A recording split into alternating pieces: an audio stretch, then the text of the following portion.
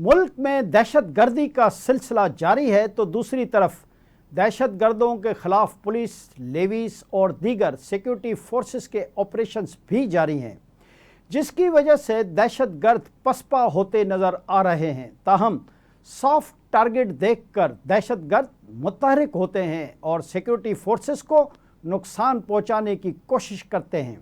इसी सिलसिले में दहशत गर्दों के खिलाफ ऑपरेशन के दौरान हंगू में शनावड़ी जरगरी में दहशत गर्दों के साथ फायरिंग के तबादले में DPO जख्मी हो गए।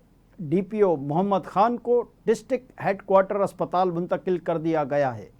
DPO मोहम्मद खान को पेट में 4 गोलियां लगी हैं। इन्हें मज़ीद इलाज के लिए पेशावर मुंतकिल किया जाएगा। इलाके में दहशत गर्दों के खिलाफ ऑपरेशन भी किया गया। पुलिस तर्जमान के मुताबिक कार्रवाई में 5 दहशत गर्द मारे गए। पुलिस तर्जमान ने यह भी बताया कि SHO थाना दोआबा नबी खान भी ज़ख्मी हुए हैं। दूसरी जानिब inspector general Khyber Pakhtunkhwa police Zulfiqar Hamid ने कहा है कि DPO हंगू दहशत गर्दी के ख़िलाफ़ ऑपरेशन को लीड कर रहे थे। उनका कहना था कि ऑपरेशन के दौरान 5 दहशत गर्द मारे गए, कई ज़ख्मी भी हुए। DPO हंगू को भी गोली लगी है। IG ने बताया कि DPO हंगू की हालत ख़तरे से बाहर है।